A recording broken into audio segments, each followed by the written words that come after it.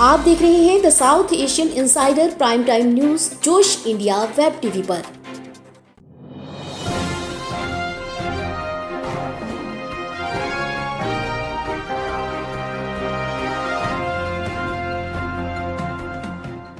नमस्कार, आप देख रहे हैं जोश India web TV the south Asian insider के प्राइम टाइम न्यूज बुलेटिन के साथ हर रोज की तरह मैं गीता सक्सेना। आइए नजर डालते हैं सबसे पहले आज की हेडलाइंस पर।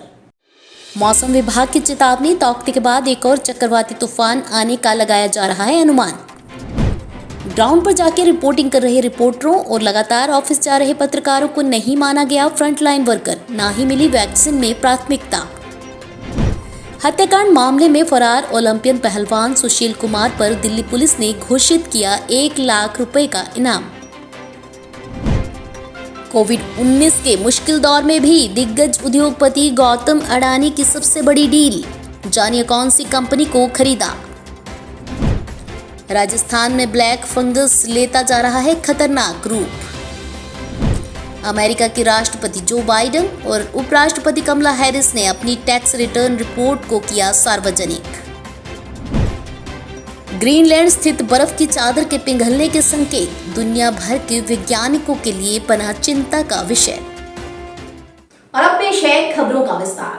अभी देश चक्रवाती तूफान तौकते की तबाही से उभर नहीं पाया है और मौसम विभाग ने अगले 5 दिनों में एक और चक्रवाती तूफान के आने की आशंका जाहिर की है।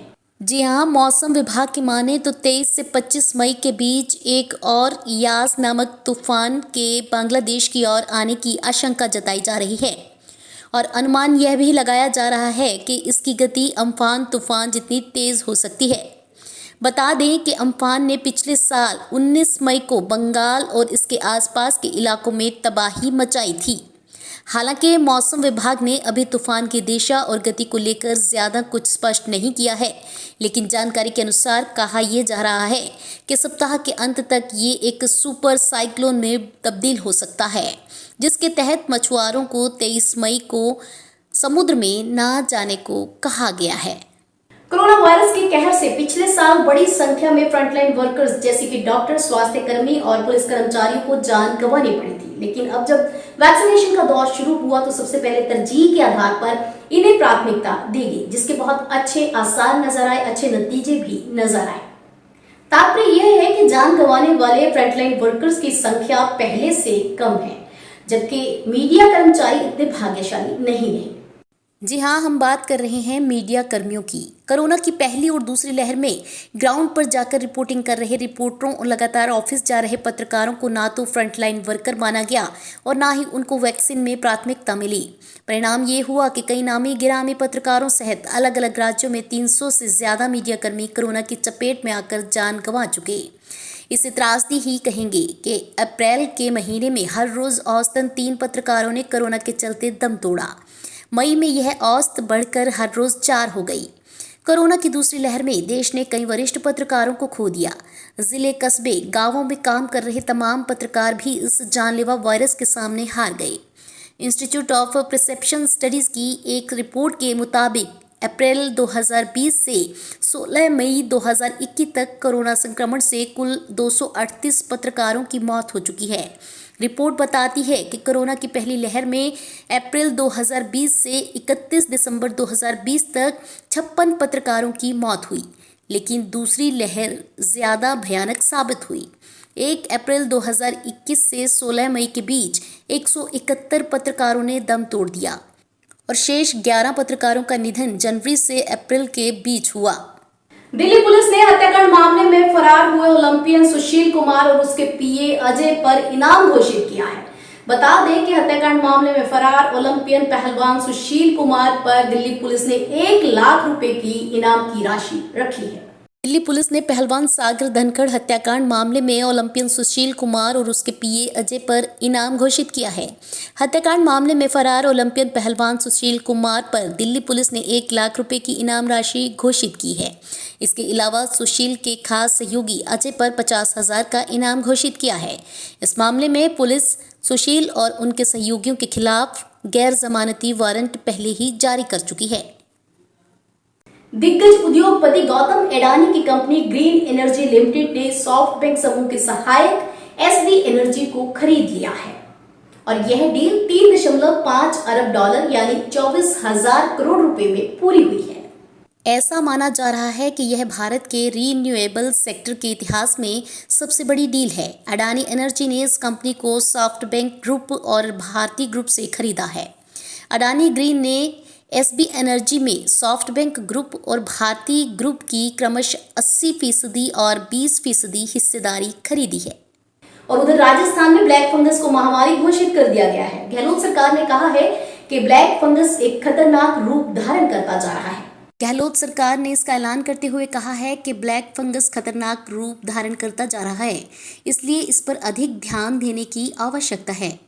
अमेरिका के सीडीसी के मुताबिक म्यूकोरमाइकोसिस या ब्लैक फंगस एक दुर्लभ फंगल इन्फेक्शन है, लेकिन ये एक गंभीर इन्फेक्शन है जो मोल्ड्स या फंगी के एक समूह की वजह से होता है। ये मोल्ड्स पूरे पर्यावरण में जीवित रहते हैं। ये साइनस या फेफड़ों को प्रभावित करता है। और उधर अमेरिका के राष्ट्रपति जो बाइडेन और उपराष्ट्रपति कमला हैरिस ने अपनी टैक्स रिटर्न रिपोर्ट को सार्वजनिक किया है और इसके अनुसार जो हैरानीजनक आंकड़े सामने आए हैं, उनके अनुसार राष्ट्रपति जो बाइडेन और उनकी पत्नी ने साल 2020 में जितना कमाया है, कमला हैरिस और उनके पति ने उससे ज्यादा तो टैक्स अदा कर दिया है। हाँ, अमेरिका के राष्ट्रपति कार्यालय व्हाइट हाउस आंकड़ों के मुताबिक राष्ट्रपति जो बाइडेन और उनकी टीचर पत्नी जिल की वर्ष 2020 में कुल आमदनी सिर्फ $6,07,336 यानी लगभग 4.5 करोड़ रुपए थी।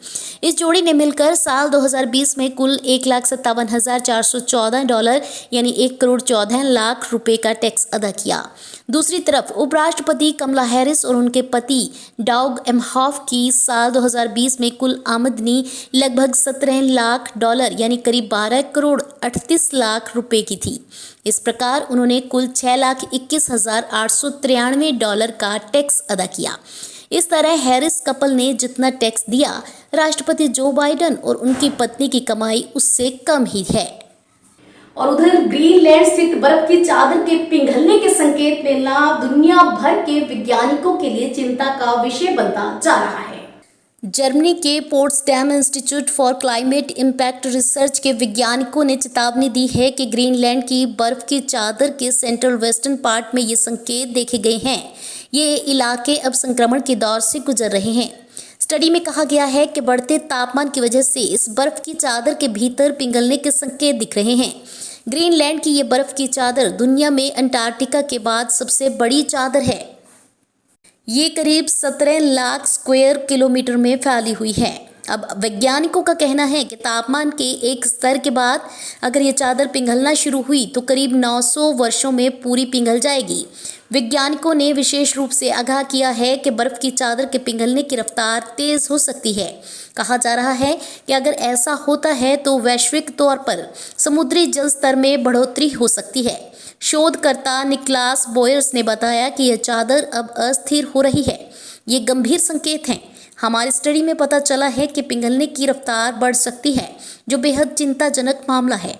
बता दें, ग्लोबल वार्मिंग का मामला इस वक्त वैश्विक चिंता का विषय है। दुनिया भर के देश इसे लेकर प्रयास कर रहे हैं, लेकिन अभी इसके ठोस परिणाम सामने आते नहीं दिख रहे। धरती का तापमान बढ़ने की वजह से ग्लेशियरों के पिघलने की खबरें आती रही हैं। अब ग्रीनलैंड बर्फ की चादर को लेकर आई खबर ने दुनिया भर के वैज्ञानिकों को चिंता में डाल दिया है। आप देख रहे थे द साउथ एशियन इनसाइडर का प्राइम टाइम न्यूज बुलेटिन जोश इंडिया वेब टीवी पर गीता सक्सेना के साथ। और अब जाते जाते कोविड के मुश्किल दौर में क्या करना चाहिए जान लेते हैं। मास्क लगा के रखिए, 2 गज की दूरी बना के रखिए और हाथों को बार बार धोते रहिए। स्वस्थ रहिए, सेहतमंद रहिए, हंसते रहिए, मुस्कुराते रहिए और कल नई और ताजा अपडेट्स के साथ फिर से मुलाकात होगी। तब तक के लिए मुझे दीजिए इजाजत। धन्यवाद।